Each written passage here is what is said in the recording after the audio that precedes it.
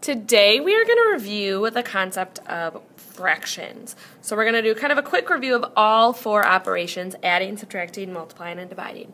On the front, we're looking at multiplying and dividing. On the back, we're going to look at adding and subtracting. We grouped them that way because multiplying and dividing are very similar and adding and subtracting are very similar.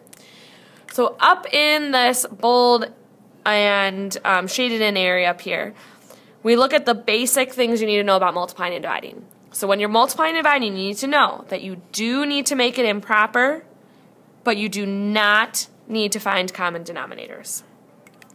So let's look at multiplying first. The first step is to make it improper. Once you've made it improper, we're going to simplify by looking for that GCF, dividing by that GCF, and you can use your factor chart to help you out there. Once you've simplified, you can just multiply the numerators and multiply the denominators. So example 1, we've got 3 3/4 times 8/9. So first step is to make it improper. So we have to look at this mixed number, make it improper. 3 times 4 is 12, plus 3 is 15. So we get 15 over 4 times 8/9. Okay, once we've got that, then I'm going to highlight my two diagonals. Because I should be looking at my diagonals to see if they will simplify by a GCF, their greatest common factor. So if I look at this first diagonal here, 4 and 8, their greatest common factor is 4. So I'm going to divide each by 4 and then rewrite it in the corresponding spots. 4 divided by 4 is 1. 8 divided by 4 is 2. Then I'm looking at the other diagonal, 15 and 9. Their GCF is 3. So I'm going to divide them both by 3. 15 divided by 3 is 5. 9 divided by 3 is 3. Now that I've simplified, I can just multiply across. 5 times 2 is 10. 1 times 3 is 3. And I'm going to let you just leave it as an improper fraction. All right, for dividing. Okay, again, rules are pretty similar. Okay, step 1 is still to make it improper. The biggest step, the only difference here is this step 2. And I want you to pay close attention to it. Highlight it. That's where people tend to forget. We're going to rewrite the problem by keep it, switch it, flip it. Keep the first number, switch it from division to multiplication, flip the second number. And then the rest of the steps are the same as multiplying. So the example we're going to look at is 7 7/9 divided by 5 4/9. So again, first step is to make it improper. We've got two mixed numbers here. So I need to multiply. 7 times 9 is 63, plus 7 is 70. So we get 70 over 9 divided by 5 times 9 is 45, plus 4 is 49 over 9. So that was step 1. Step 2 is to keep it, switch it, flip it. Keep the first number the same. Switch it from division to multiplication. Flip it from 49 over 9 to 9 over 49. Now the steps are the same as multiplying because we have a multiplication problem now. So I'm going to highlight my two diagonals.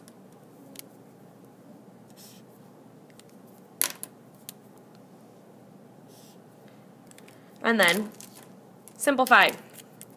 Looking at this first diagonal, 9 and 9, they're the exact same number, which means they should divide by themselves. 9 divided by 9 for each. 9 divided by 9 is 1. 9 divided by 9 is 1. Over here, 70 and 49. Their greatest common factor is 7. 70 divided by 7 is 10. 49 divided by 7 is 7.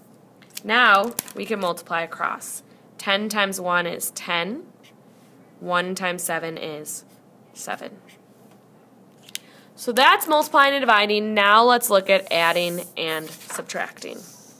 So again, they are very similar.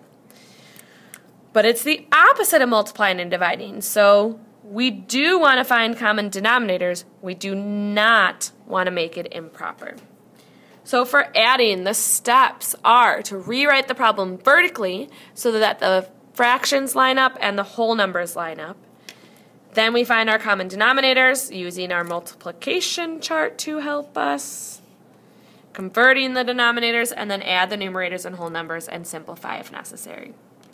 So this first problem, we've got 15 3/4 plus 8 1/6. So the first thing I want you to do is I want you to highlight these denominators because right now they are not the same.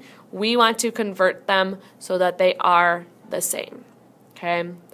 So 4 and 6, I'm going to use my multiplication chart and I'm going to see that their least common multiple is 12. So what that means is I need to convert all of these to a denominator of 12. So my end result should have denominators of 12. Well, how do we convert? How do you get from 4 to 12? 4 times what equals 12? 4 times 3. If I multiply the bottom by 3, I need to multiply the top by 3. 3 times 3 is 9. Down here, 6 times what will give us 12? 6 times 2. If we multiply the bottom by 2, we need to multiply the top by 2. 1 times 2 is 2. Now, we can go ahead and add. We're going to add the fractions. 9 plus 2 is 11 twelfths. 15 plus 8 is 23. Subtracting, again, almost the same. You just have to be careful with regrouping, just like you would with normal subtraction. So the problem we're going to look at is 18 3/10 minus 4 11/15. So again, the first thing that I'm going to do is I'm going to highlight these denominators to look for their least common multiple. If you use your multiplication chart, you will see that 10 and 15, the smallest number they both multiply into is 30. So the denominator for each of these should be 30. Now we need to convert to get to that denominator of 30. 10 times what gives you 30? 10 times 3. If we multiply the bottom by 3, we need to multiply the top by 3. 3 times 3 is 9. For the bottom, 15 times what is 30? 15 times 2. If we multiply the bottom by 2, we need to multiply the top by 2. 11 times 2 is 22. Now we are going to go ahead and subtract.